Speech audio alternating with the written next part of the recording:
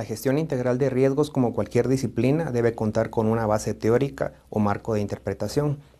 En este curso te invitamos a pensar en los conceptos como herramientas que nos sirvan para construir una sociedad más segura. Para el efecto, en este curso te invitamos a ponerte los lentes del pensamiento crítico, de manera que la gestión de riesgos sea pertinente, inclusiva, adaptada a cada contexto. Comenzaremos revisando algunos conceptos que tienen un significado de uso común, cotidiano, y que al mismo tiempo pueden tener significados académicos. Por ejemplo, el concepto de desastre.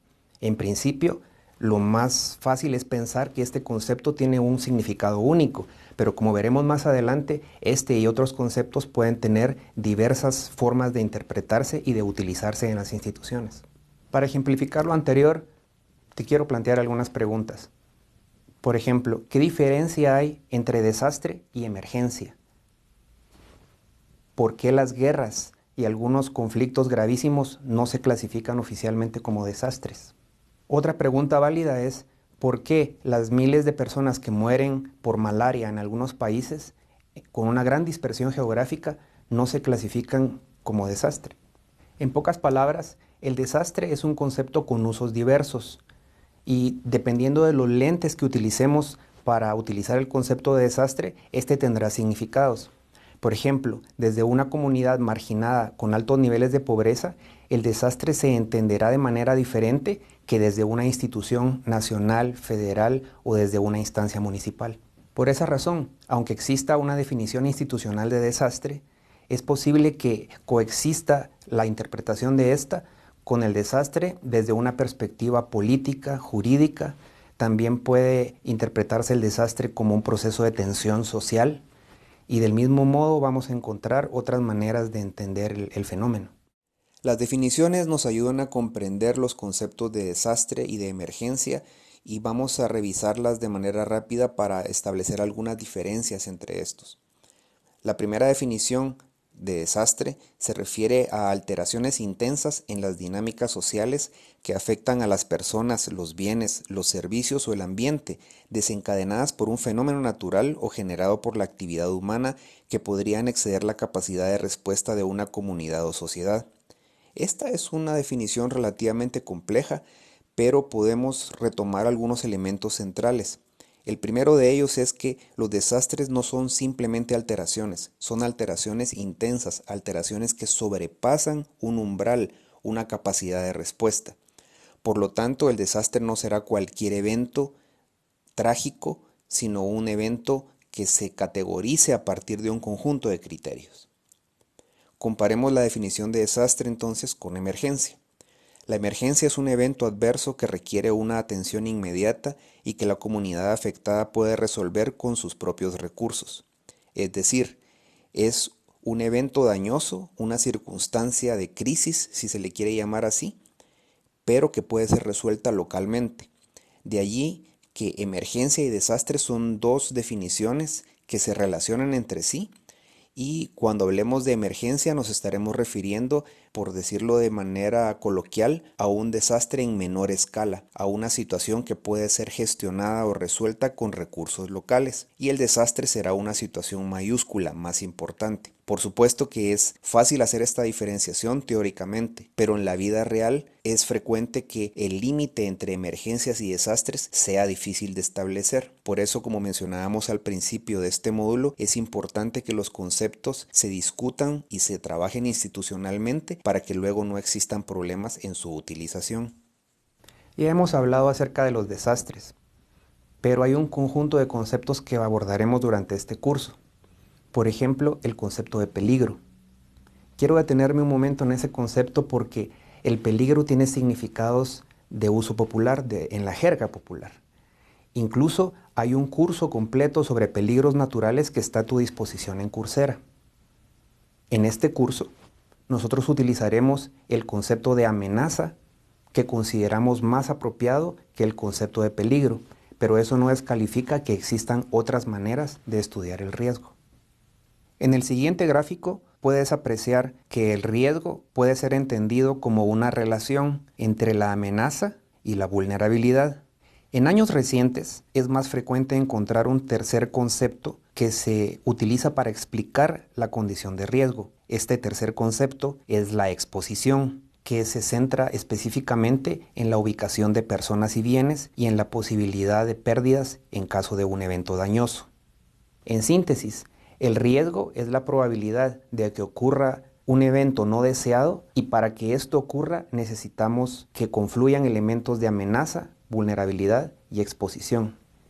La amenaza puede ser de origen natural o antrópica, es decir, provocada por la actividad humana. La vulnerabilidad tiene íntima relación con las condiciones materiales en que viven las personas, y la exposición es específica porque se refiere al lugar donde se encuentran las personas, los bienes, el medio ambiente y la manera en que pueden ser afectados por una amenaza específica, que, como lo mencionamos antes, puede ser un sismo, una erupción volcánica, pero también eventos causados por la actividad humana, como un accidente radiactivo o un incendio de grandes proporciones. Es importante también mencionar que el riesgo tiende a ser una expresión de probabilidad, y esta probabilidad se puede calcular en muchos casos, aunque para ello se necesitan modelos.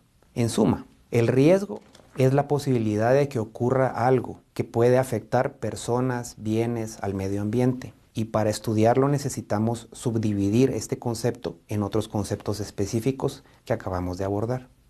Es necesario no perder de vista que, en especial, la vulnerabilidad es un factor de riesgo que debe ser estudiado desde diversas disciplinas. Así, desde las ciencias sociales o desde otras ciencias más exactas, es útil aproximarse a la vulnerabilidad sin perder de vista que hay factores fundamentales que la determinan, como la pobreza, la exclusión y la exclusión en particular para grupos específicos. Finalmente, creo que es útil no perder de vista que uno de los conceptos de los cuales hablamos antes, la exposición, también tiene aplicaciones desde la industria de seguros. De hecho, la ubicación de las personas y los bienes ha servido durante muchísimo tiempo para determinar posibles daños y calcular las pólizas y los mecanismos que se pueden aplicar para reducir el riesgo. Los desastres pueden ocurrirle a cualquier persona, pero suelen afectar con mayor severidad a las personas que viven en condición de pobreza, es decir, aquellos grupos que no tienen los mecanismos para recuperarse de forma efectiva y tampoco cuentan con mecanismos como los seguros o la transferencia de riesgo que les permita continuar con sus vidas, incluso aprovechar transformaciones y desarrollo a partir de un evento dañoso. Por esa razón, la mejor forma de reducir los desastres es reducir la pobreza, pero procurando que la gestión integral de riesgos no cree nuevos riesgos como la contaminación o la exposición intensiva a sismos, huracanes o accidentes con materiales peligrosos, por citar solo algunos ejemplos. En este gráfico estamos relacionando la pobreza, que puede tener diferentes dimensiones, con el riesgo cotidiano, que debe ser gestionado y que afecta por lo regular a grupos especialmente vulnerables como mujeres, niñas, niños y adolescentes, personas que viven con discapacidad, adultos mayores y minorías que son objeto de discriminación por diversas causas. Como puedes apreciar, existen factores globales que inciden en la relación entre el riesgo y las personas. Estos factores globales, por citar algunos ejemplos, son el desarrollo económico y urbano no equilibrado, el cambio climático, la gobernanza débil y las capacidades endógenas limitadas, es decir, las capacidades para gestionar el riesgo.